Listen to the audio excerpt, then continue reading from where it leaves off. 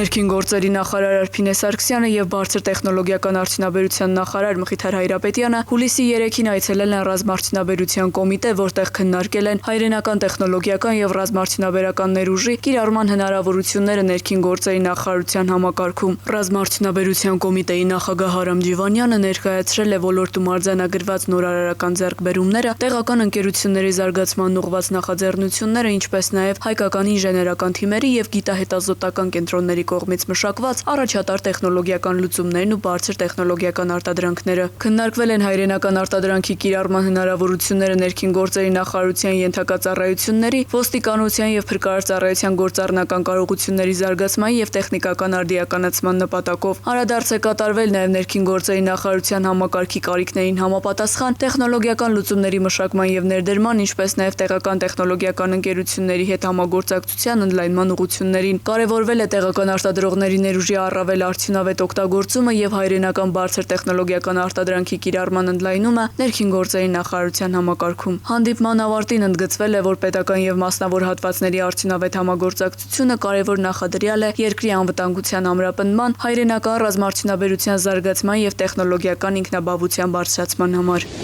Հուլիսի 6-ին ներքին գործերի նախարարության հանրային հաղորդակցության եւ իրազեկման վարչության մամուլի սրահում տեղի է ունեցել ասուլիս վարելու իրավունքի վերականգնման դիմումների եւ վարորդական վկայականների տրամադրման կարգում փոփոխությունների վերաբերյալ ներքին գործերի նախարարության իրավաբանական վարչության պետ Ռուսլան Մարանդյանը եւ Պարեկային ծառայության պետի տեղակալ Արման Չիլինգարյանը ներկայացրել են հաշվառման քննական ծառայությունների բնագավառում իրականացված փոփոխությունները, ինչպես նաեւ վարելու իրավունքի վերականգնման դիմումների եւ վարորդական վկայականների տրամադրման կարգում իրականացված փոփոխությունները։ Բանախոսները պատասխանել են նաև լրատվական միջոցների ներկայացուցիչների հարցերին։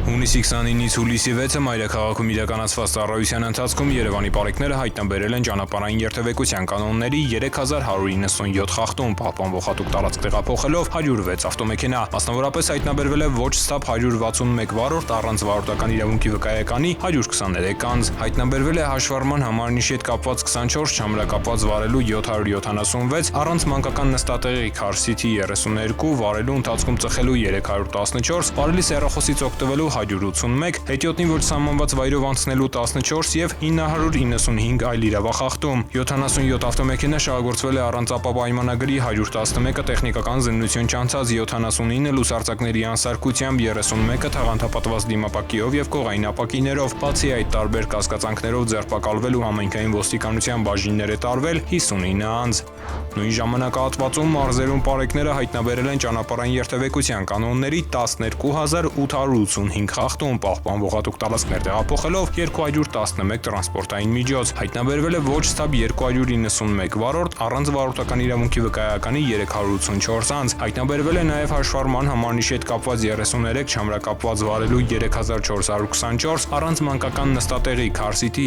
235, վարելու ընթացքում ծխելու 494, վարելիս հեռախոսից օգտվելու 562, հետիոտնի ոչ սահմանված վայրով անցնելու 56, արագության գերազանցման 2277 եւ 3877 այլ իրավախախտում, 183 ավտոմեքենա շահագործվել է առանց ապապայմանագրի, 542-ը տեխնիկական զննություն չանցած, 425-ը լուսարձակների անսարքությամբ, 98-ը թաղանթապատված դիմապակիով եւ կողային ապակիներով, 13 վարորդ տուգանվել է վարելիս նվագարկչի ստանդարտին չհամապատասխանող լրացուցիչ ու ռեղացուցիչներ օգտագործելու համար։ Բացի այդ, տարբեր կասկածանքներով ձերբակալվել ու համայնքային ոստիկանության տարածքային բաժիններ է տարվել 32 անձ։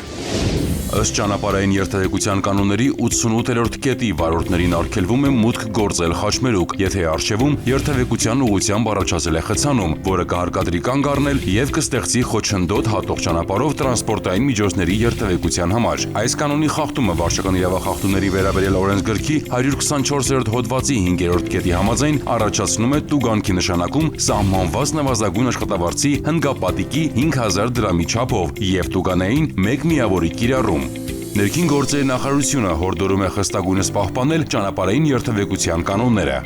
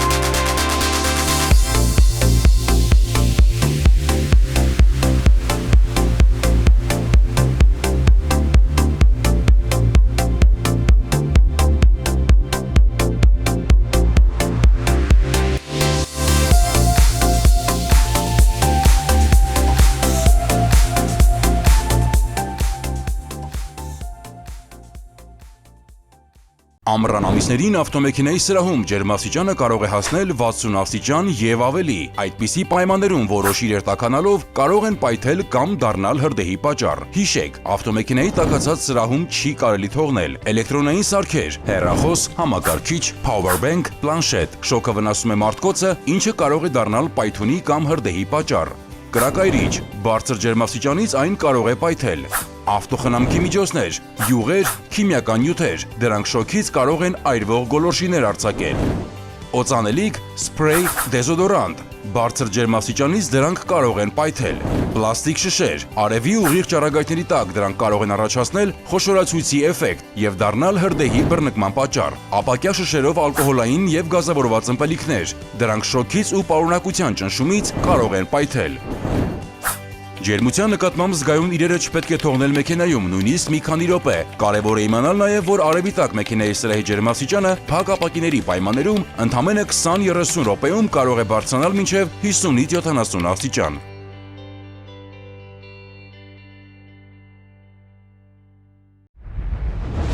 Կառավարությունն իրազեկում է։